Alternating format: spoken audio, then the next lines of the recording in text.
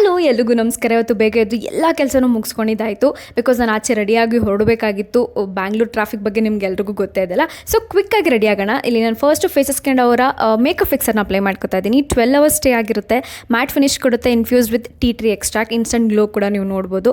Secondly phases ಕ್ಯಾಂಡ್ ಅವರ 3-in-1 hydra mat foundation apply ಮಾಡ್ಕೊತಾ ಇದ್ದೀನಿ. ಇದರಲ್ಲಿ ಮಾಯ್ಶ್ಚರೈಸ್ ಇದೆ, SPF 30 ಕೂಡ ಇನ್ಕ್ಲೂಡ್ ಆಗಿದೆ, ಬಿಲ್ಡಬಲ್ ಕವರೇಜ್ ಸಿಗುತ್ತೆ ಮತ್ತು 24 ಅವರ್ ಹೈಡ್ರೇಷನ್ ಕೂಡ ಸಿಕ್ತು ನನಗೆ.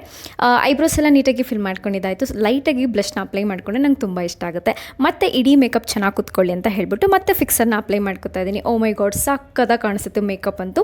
So this is my final look. ಹೆಂಗೆ ಅನಿಸ್ತು ಅಂತ ಹೇಳಿ ಆಯಿತಾ. ಅದಾದಮೇಲೆ ಕ್ವಿಕ್ಕಾಗಿ ಆಟೋನ ಬುಕ್ ಮಾಡಿಕೊಂಡು ಆಲ್ಮೋಸ್ಟ್ 1.5 ಅವರ್ ಜರ್ನಿ ಇತ್ತು. ಎಂಥ ಟ್ರಾಫಿಕ್ ಅಂತೀರಾ, ಎಷ್ಟೊಂದು ಬಿಸಿಲು ಅಂತೀರಾ, ಬಟ್ ಸ್ಟಿಲ್ ಖುಷಿ ಕೊಟ್ಟಿದ್ದ ವಿಚಾರ ಏನು ಗೊತ್ತಾ, ನನ್ನ ಇಡೀ ದಿನ ಮೇಕಪ್ ತುಂಬ ಗ್ಲೋಯಾಗಿ ಕಾಣಿಸ್ತಾ ಇತ್ತು.